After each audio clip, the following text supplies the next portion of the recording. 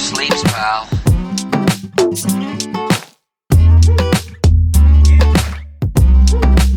Hey there, this is Pete Townsend from Norio Ventures, and this is a special year-end episode of Money Never Sleeps, a podcast that looks inside the head of entrepreneurs and at what makes them do what they do. A wise person once said, if you're not waking up in the middle of the night taking notes on your startup, that's not what you're cut out for. I find myself doing that a lot lately, and yeah, money never sleeps, pal.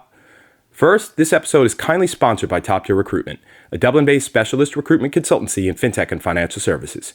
We'd like to thank Paul Smith and Laura Smith from Top Tier Recruitment for all of their support during 2018. What we've done with the help of Conan Brophy, our sound engineer and a cool blues man in his own right, is pulled together some of our favorite sound bites from the first season of Money Never Sleeps. Given that we try to keep the episodes 30 minutes, we couldn't fit everyone in.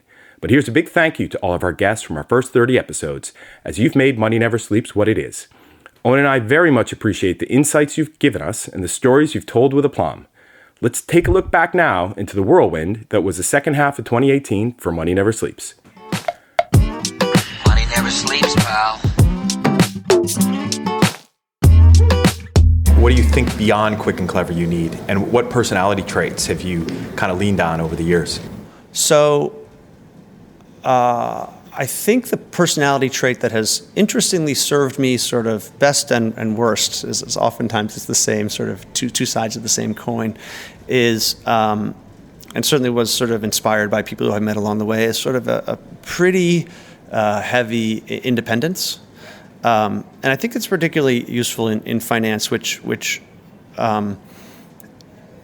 is dominated, in my humble opinion, there's the inertia factor around finance. This is the way we've always done it. This is the way it's always gone. Is astounding, and I think we can get into why that is. There are probably some good reasons behind it, like stability and trust, and there's a reason banks put those things on their logos, because it matters in this world, maybe more so than in other industries.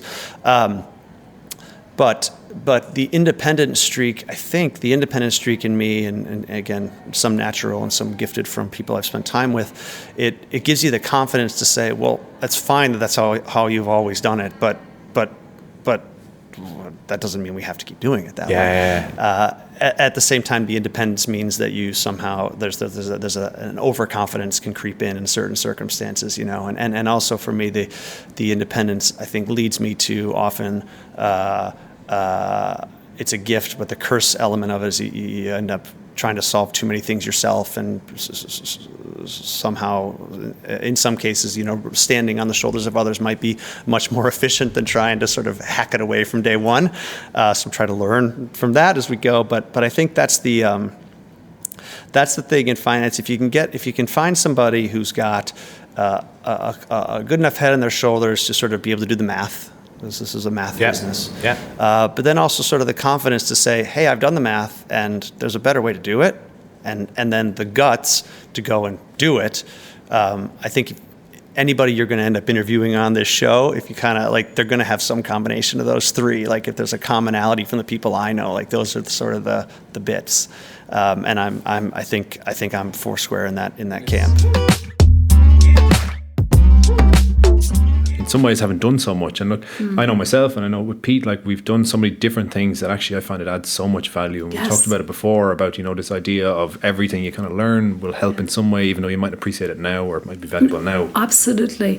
This is there's a little anecdote that I've actually used before. I know that you might think this is absolute rubbish, but I think it's someone said to me once, everything you learn in life serves a purpose if you know when you don't know it, right?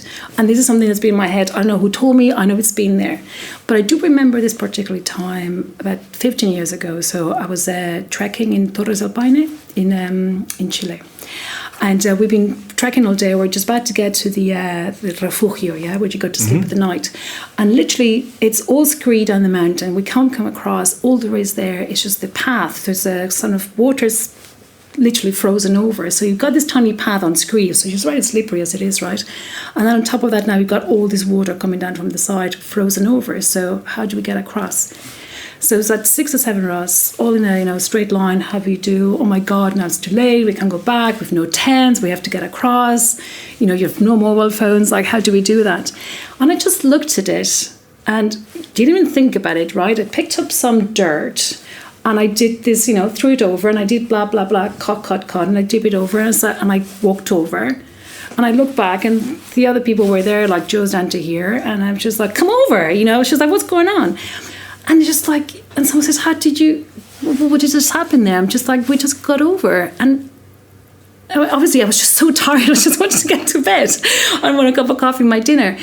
But then I was just like, how do I know I have to do that? And then it came to me. When I was a little girl, we used to go mushroom picking in the Pyrenees with my grandfather.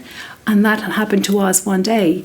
We got stuck over, and whatever it was, Grandad said, don't worry about it. Like, by the time the sun is up, the sun will have melted the ice.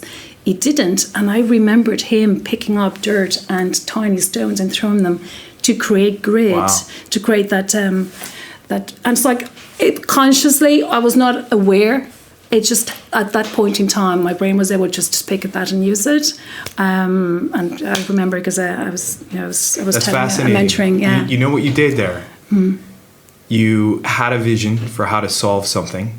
You built a bridge, and then you brought everyone else across with you. Is that, in a nutshell, what you do? Actually, yeah. Bridge and bring people across it. What I'm really interested in as well is some of the personal characteristics, the traits, right?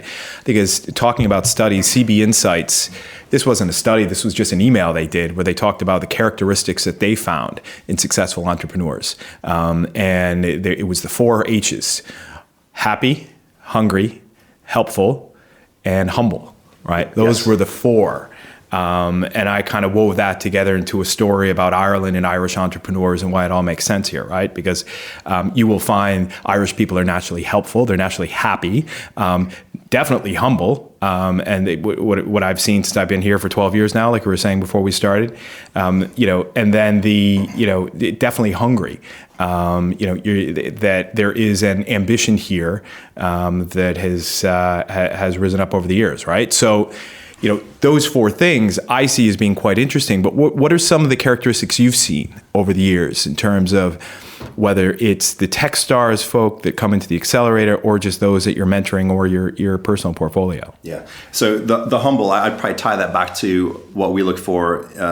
We look for people that can accept mentorship. And you're not going to accept mentorship if you're an arrogant person, right? So I think I haven't come up with my 4 H's, but certainly being able to accept mentorship is really critical. If someone comes in and says, "I know the answer to everything," it's going to be less likely they're going to surround themselves with useful people and helpful people that can help make them great. And one of the reasons why I think the companies that we back go on to greatness is because they surround themselves with amazing mentors and amazing partners and amazing investors, right? So I totally agree with humble. In terms of hungry, some of the best founders that we backed, it's funny, they always have their passport at hand. They'll be at the office, they'll get an opportunity, and I've had a few that basically said, "All right, it's 8:00, I've just booked myself to Singapore, I'm gone in a few hours." They have an opportunity and they jump on it like no one else.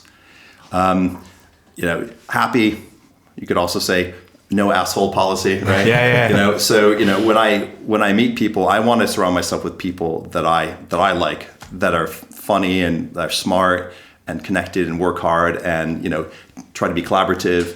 When we run an accelerator, what we purposely try to do is choose 10 companies that are all doing fintech, but all doing something slightly different, because we don't want them to step on each other's toes. We want them to collaborate. And one of the great upsides you get from one of these programs is that once people really understand the businesses that everyone else has, they start to help one another.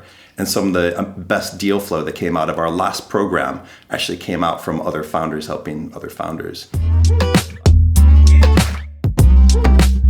Well, let me throw a Bono quote at you. The world is more malleable than you think. And it's just waiting for you to hammer it into shape. Is that what you guys are doing with ATech? We believe we've been hell-bent on bending the will of people, the will of governments, the will of companies to adapt to what we're doing, like any good entrepreneur does. And we believe that to achieve a big mission like we're on with ATech, you really have to get people to believe in the mission, and you have to be quite, as I mentioned, delusional but realistic and forceful.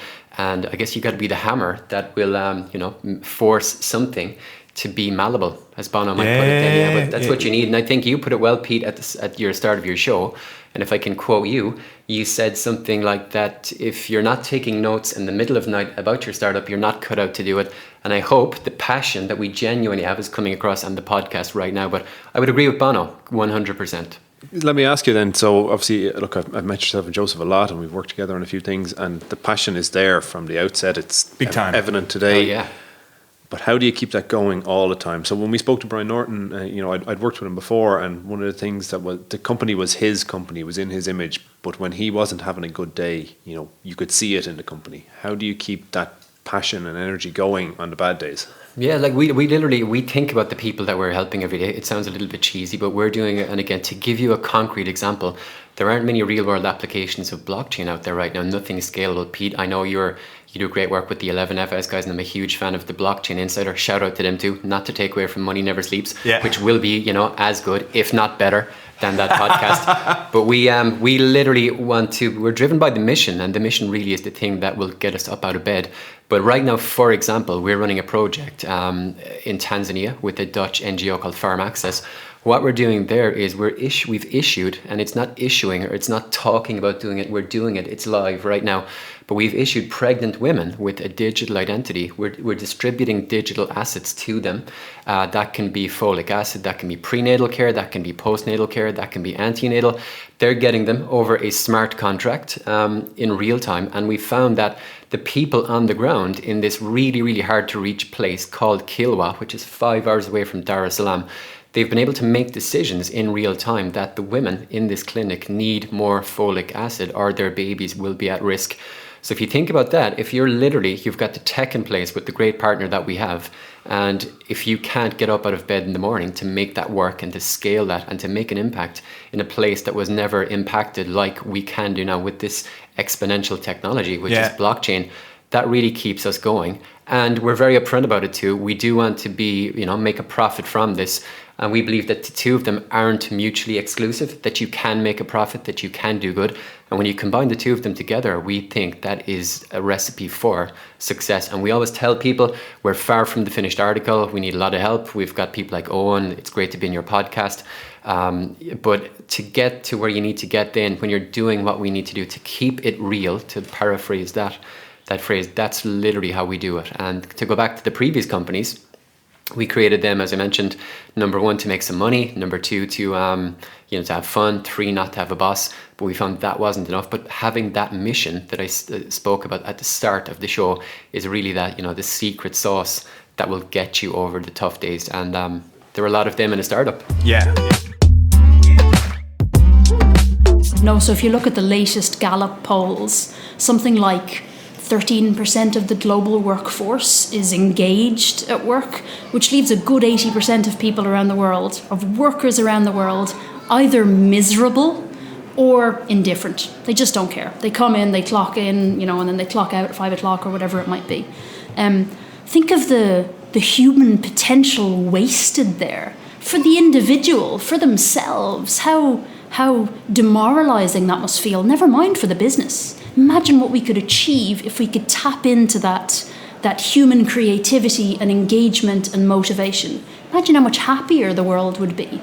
That needs to go hand in hand, for the record, with teaching people or learning together how to weather those storms, and remembering that you need to go through the storm in order to appreciate the high, right? You need to taste something nasty in order to appreciate the sweet, And I suppose, I find that whole area fascinating, because a lot of what I read and what I've always been interested in is around the behavior, because my background is in finance, but it's around the behavioral side of it, and that to me is the key, and it's tapping into a person's potential. When I saw there was a really good clip on LinkedIn, and it was just a 30-minute clip of a person with their child, and they sat down and they just drew a line.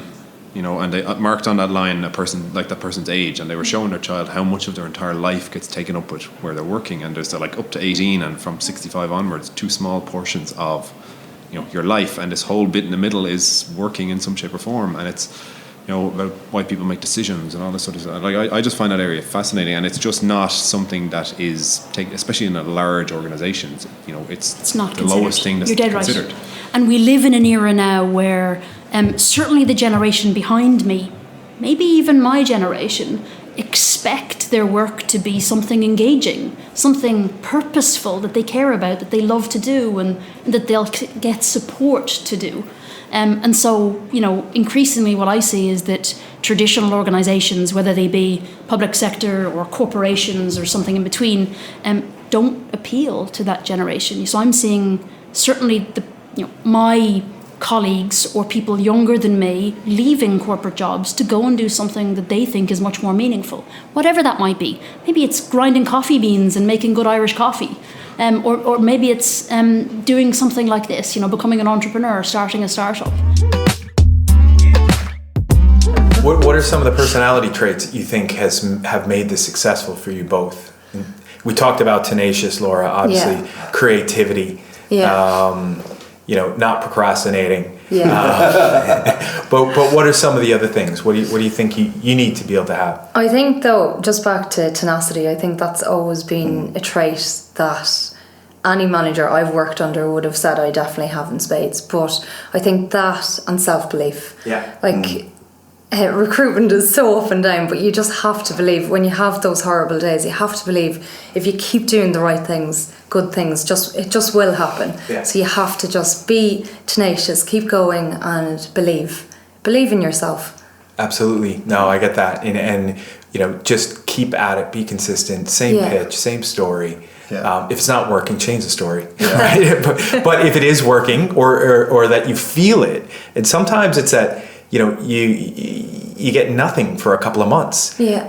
And then, but in your heart, you're still doing the right thing and you're doing it the right way, and you just keep at it. Yeah. Yeah. Right? Like we were talking about earlier. Yeah. Exactly. Absolutely. It's a bit of hard work. Like, people are always surprised how lucky they get when they work really hard.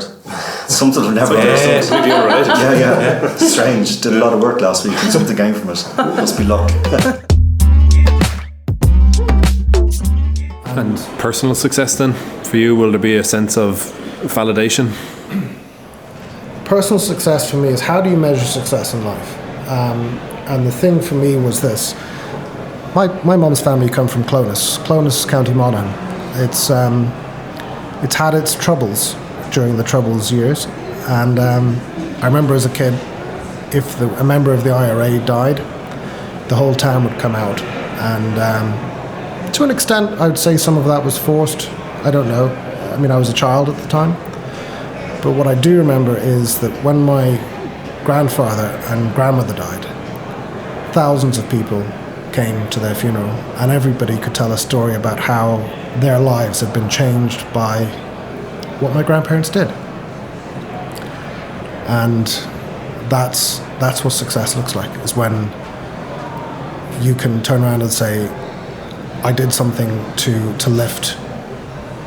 I suppose psychologically, I've always tried to lift everybody onto my shoulders, and that would be a success, to say I lifted everyone on my shoulders and I took them to where I promised to take them. I think if I could do that, that would be a life's work realised. Any personality traits of your own that you're kind of looking at and saying, yes, that's been helpful to me over the years? I'm pretty much a dog with a bone if we have a vision, or we're Tenacious. saying tenacious is the term, because but hopefully I don't rock too many boats in the way. But if we believe in something enough, and I say we because there is a co-founder and other people, we will absolutely go for it. And at the bar that we're setting in terms of the quality of marketing and imagery that we're pushing out there is probably beyond where we are as a business in our cycle. But we said, look, from day one, we need to be world class in whatever we're pushing out there. So we set the standard high, so maybe a little bit of perfectionism, and I really care about the emotive side, which in our industry, it can be like job boards, recruitment and so on. It can be typecasted with it's about numbers and you don't really care about people. But I think there's a lot of people that really do. And you can see it in online education that's expanding. People really want to help others upskill and get, good employment and be part of communities. So I think that will probably play out now in the coming years through Abodu when you see all the things we have planned. And what have been the biggest challenges, I suppose, so far? Or the naysayers, I think, before we went live, I mean, everyone said we were mad to create what we planned in terms of platform for smart working, that it would never take off. It was still another 5-10 years before, companies would embrace. And I think then once we did go live, it was really people understanding the value. And as Pete experienced, it takes 8 to 10 minutes to create a profile. Yeah. And it takes that time because we did not want people getting useless job alerts. You want them to take time to do it. You want them to take care. It's their life. It's their career. Isn't it amazing Yeah. how you'll spend 3-4 years in college for your career and then a profile which, you just need to take 8-10 minutes, but this could match you to a career that will save you 10 hours commute a week or more time with the kids. And so there was an education piece because some people were actually going on and dropping off. Don't get me wrong, our technology was clunky and every single week there's a new release. And we've had great feedback from our enterprise customers and the community, and we keep evolving. And then the last challenge has been investment. We had brilliant investors very early on, Dan Kiley and Linda Kiley. They see the vision, the potential. They see how home working is transforming the outsourcing industry that they're in. But it's the time and commitment, and that's why that's my focus. I'm not taking away from the day-to-day running of the business. Okay. I work for the Irish government on their investment arm, but I get the political space a bit from our regular dealings that we would have with government agencies. I think people don't get it unless they've been through the process or seen it from the inside out. They don't understand that it can be an entirely challenging and not even logical sort of space to work in and operate in. Totally. So, I think the thing that people in tech struggle the most to understand about politics is the things that they care about in politics are not the things you care about in tech, right? So in tech, your goal is ultimately, did I come up with an interesting idea? Can I build a team? Can I raise money? Can I acquire customers? Can I disrupt an industry? And then can I have a successful exit, right? If you're in politics, your goal is effectively, can I get attention? Can I raise money? Can I make my poll numbers go up? The things you care about are radically different than what a founder in tech cares about. I think the biggest mistake people in tech make is they just assume that what makes sense to them makes sense to everybody else, right? And ultimately, if you want a politician to do what you want them to do, they need to be convinced either that by going along with you, their chances of re-election are going to be higher, or by not going along with you, their chances of re-election will be lower. That's fundamentally it. Every politician I know, with the exception of Mike Bloomberg, is solely motivated by re-election. They can't live without the attention and validation that comes with holding office. And that's how all of their decisions are made. And so it doesn't matter if you're really smart or your platform creates jobs or gives consumers more choices, whatever else. Politicians don't give a shit. All they care about is, can this help me or hurt me electorally? And if you can't frame your issue in that way, you're not going to win. I know the reason I like doing what I do now is mainly it's just working with entrepreneurs, and it's the ability to work with loads of them. And I kind of have gotten the sense from working with you that you enjoy that as well. It's just the chance, regardless of the sector or whatever they're looking at, it's the chance to work with people who are pursuing something, a really cool idea, and trying to help them build that. Yeah, and I suppose that's absolutely right. And over the last 3 years, I've worked with over 100 early stage entrepreneurs, and they're all like family. You don't ever lose them. And I suppose the hard part for us is trying to get them to a point where they can decide whether their business is a go, a no-go, or a pivot. And what I do is work with them to a point to try and help them make that decision quickly, because the worst thing is to see people spending an awful lot of time trying to work on an idea that is really never going to become a viable business. So it's it's a professional journey, and because there's a lot of methodologies around startup that people are not familiar with. But then it's an extraordinary personal journey for the entrepreneurs, and it's really been a privilege to take that journey with so many of them and to be part of it. So. Yeah, and I know myself, cause whether you want to or not, or depending on your, I suppose, approach to it, you find yourself getting or feeling like you're personally involved in the success of this person, you know, when you want to go above and beyond. And you strike me as someone who probably goes above and beyond what you're like being paid to do in your role in terms of trying to help the companies that you're working with. Well, I think sometimes we're told to leave our emotions at home. How do you do that? You don't. You I don't think you do. You can't. And that there's no room for feelings in decision making in business. But really, at the end of the day, when you've looked at the data, when you've talked to people, it's our gut that is our best counsel. And so it is emotional because it's personal and because it impacts people's lives. And you see people taking extraordinary risks and putting everything on the line, both financially, emotionally, time away from family and friends. So, it's very much our privilege to support them in that. And, so I love what I do. Anyone who would listen, I was pitching them. Literally, they may not want to listen to you, but they'll just listen to you to be polite. I'd be that awkward person who would still pitch you. Yeah. I get that. You just have to. Do people go on their back foot when you start?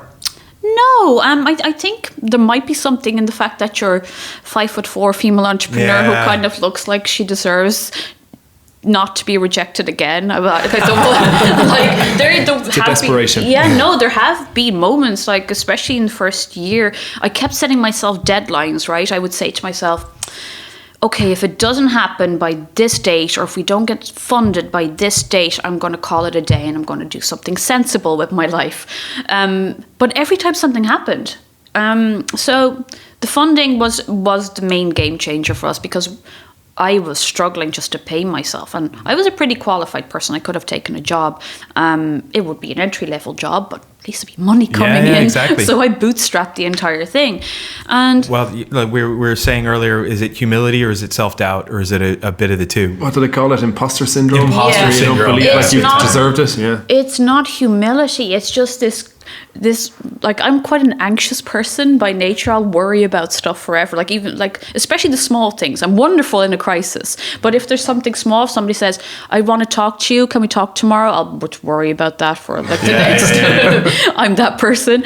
So I think that imposter syndrome stays with you. Yeah. And actually, really interesting story about that. The former CEO of Morgan McKinley recruitment firm, they hired me to basically start implementing their GDPR program last year, and I handed it over to a DPO because, it was a consultancy gig, and I said to him, and like he built it from a one room in Cork, and he recently handed over to another lady called Alda McDonough, and both fabulous people, actually. But I said to him, does it ever go away? You've been doing this for 30 years. Does it ever stop? And he goes, nope, it doesn't. It stays with you. But you need to keep it because that paranoia is good. It will keep you going. Oh, absolutely. Keeps you pushing yourself. Yeah, and I was like, okay, I feel a little bit better now. Well, that's it for Season 1 of Money Never Sleeps, folks. And as we approach 10,000 downloads, Eoin and I would like to thank all of our listeners out there across the 12 countries listening in each week. If there's someone you'd like to see featured on an upcoming episode in Season 2 of Money Never Sleeps in 2019, drop us a line on info@moneyneversleeps.ie, or get in touch on Twitter @PeteTownsendNV or @OwenFitzgerald9. Check out the show notes on moneyneversleeps.ie for more detail, and you can also access all of the episodes through the Norio Ventures website at norioventures.com. Besides podcasts, we also help founders build their ventures, so get in touch if you need help. So, we have to go away and dream it all up again, but we'll be back after the holidays with Season 2. Until then, enjoy the holidays you celebrate this time of year to the fullest, or just getting together with good friends and family. Above all else, stay safe, get some sleep, and all the best from Eoin and me for an awesome 2019.